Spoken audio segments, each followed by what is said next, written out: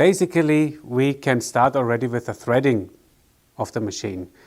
In this case you should have, of course, embroidery yarn, as you can see here, and I would like to show you how to do it. We take now one of these cone. I take the beginning of the thread, put it one of this pin, and then make sure please that you put the thread always straight up to the right holes. Here you can see that this is the right way, you see. But if I do it most, for instance, wrong, I don't go or don't follow actually that way, this way, then you have an angle already in the thread and this is not good. So please make sure that the thread will go straight up, as I do it now, through these holes here and until to the front. And I will take now the next color.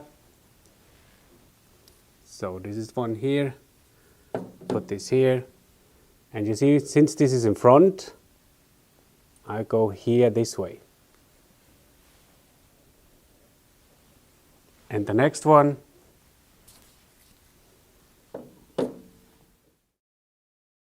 Thanks, Renee, for showing us how to put the thread on from the back side and taking it up through those guides. The next thing we're going to do is take the thread and thread it in the front. As you can see here at the top, where we start after the thread guides in the back, we do have the first tensioner. This tensioner will be our first thing that we need to thread, and what we do is, you can see at the top and bottom of the tensioner there are two holes. We need to start at the top and then move to the bottom. So the first thing I do is take my thread, and it is a little bit easier to take that and twist like Renee showed us earlier.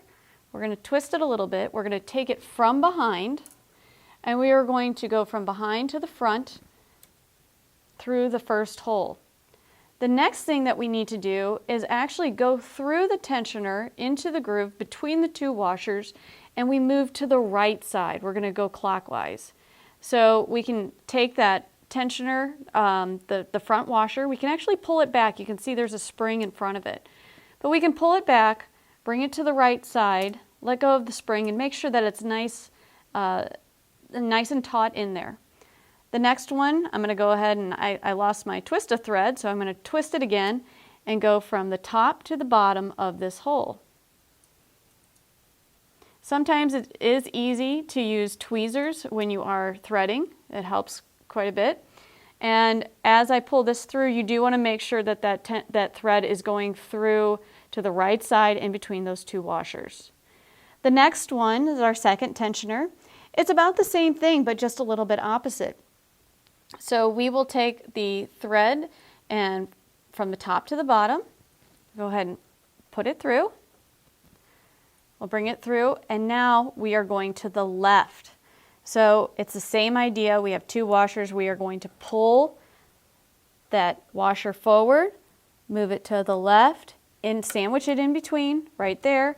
And then we are going to go from the front to the back of the second hole.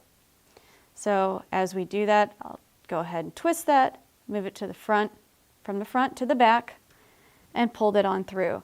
As we are threading this, you're going to start feeling that tension. The next section is this plastic wheel, and this is our thread sensor that will tell us if the thread breaks. It's a bobbin sensor. So I'm going to take that, and it does have a groove in it, and I'm going to go to the right hand side. I'm going to go around the wheel and wrap it around one time. As I wrap it around, you're going to come down and you're going to move to the left of the pin. This also helps with tension.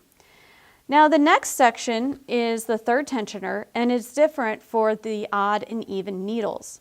With the odd needles, you have a pigtail, a tensioner, and then a pigtail. For the even needles, you have a tensioner, and then a pigtail and a pigtail. So be mindful when you are threading that not all the tensioners will have a pigtail before, and that it alternates as we go through. So with the first needle, we are going to go through the pigtail. Usually I start behind the pigtail, pull it towards me, and then wrap it around that pigtail. This next tensioner also has a metal wheel with a groove, and we want to go to the right hand side. We're going to go clockwise, and we are going to start on the right inside the groove, go all the way around one time.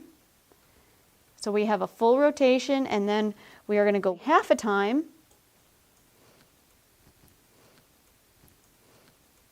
And then through the spring here. This spring, you're going to go from the right to the left inside that spring, and you can see that spring now move.